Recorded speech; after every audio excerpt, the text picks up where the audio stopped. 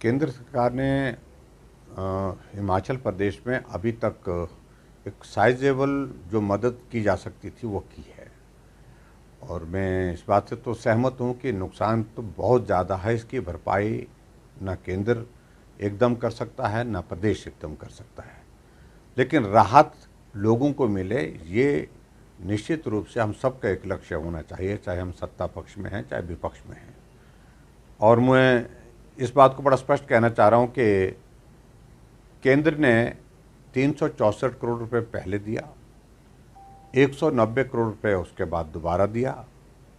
वो गृह मंत्रालय के माध्यम से आता है और पर्टिकुलर जो नेचुरल कैलेमिटीज़ होती हैं उसके अंतर्गत आता है पैसा वो। और दूसरा, हमारे केंद्र के मंत्री नितिन गडकरी जी आए तो उन्हें 400 करोड़ रुपए सीआरएफ के पैसे की घोषणा की है। और उसके साथ उनने ये भी बात कही है कि हिमाचल प्रदेश में टोटल डैमेजेस जो पुलों के, नेशनल हाईवेज़ के जो जितने भी हुए हैं 4 लेन के, उसका टोटल एक्सपेंडिचर जो है वो केंद्र सरकार वहन करेगी, डिपार्टमेंट वहन करेगा।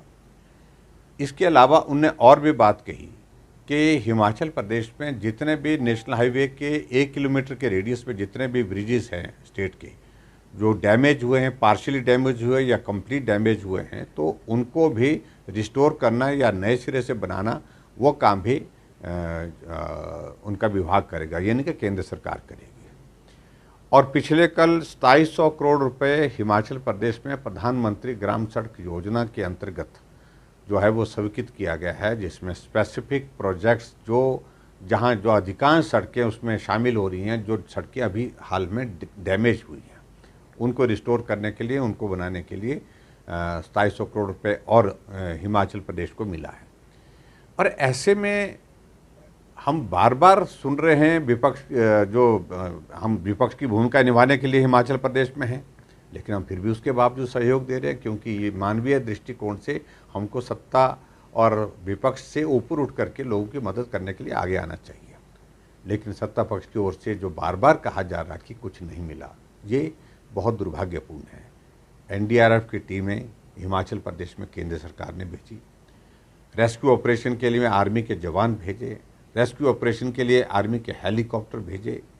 आपका चीनुक जो है वो मशीन उठा करके जो है वो वहाँ से रेस्क्यू ऑपरेशन के लिए हिमाचल में पहुँचाते हैं, अम्बाला से या कहाँ से मुझे मालूम नहीं एग्जैक्टली कहाँ से उस मशीन को उठाया था, लेकिन उसके बाद हमको शिमला में उसको पहुँचाया। तो ऐसे में लगातार जो केंद्र की ओर से मदद की जा रही है, उसके बारे में ऐसा कहना मैं समझता हूँ कि ये बिल्कुल ही गलत है।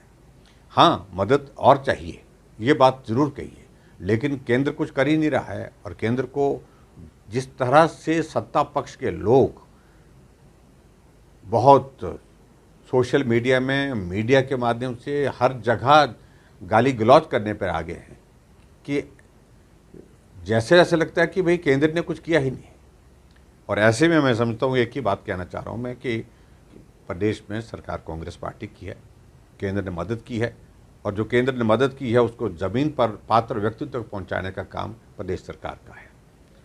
वो सेल्फी खींचने में जा रहे हैं, फ़ोटो खींचने में जा रहे हैं, जहाँ भी जा रहे हैं वहाँ जा कर के इसके सिवाय कुछ और नहीं है। सही मायने में केंद्र की मदद के माध्यम से ही हिमाचल प्रदेश के लोगों की जो मदद हो पा रही है, उसको ठीक प्रकार से व्यवस्थित ढंग से प्रदेश सरकार करे, इसकी ज़रूरत है। राजनीति करिए, लेकिन कम से कम लाशों पर तो मत करिए।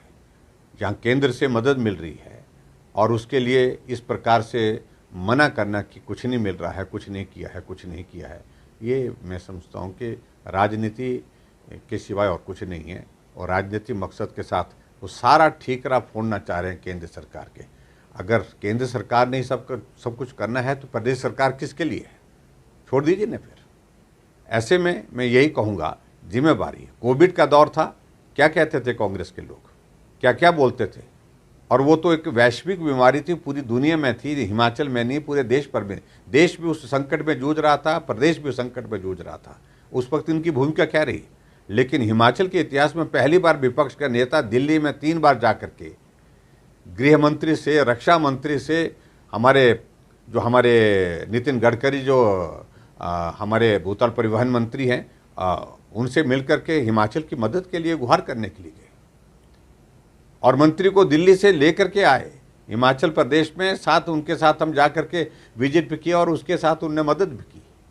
ऐसे में इस तरह की बातें, आज से पहले हिमाचल के इतिहास पे पता करो कौन विपक्ष का नेता दिल्ली जा कर के हिमाचल के मदद के लिए ऐसे संकट की घड़ी में बार बार गया हो।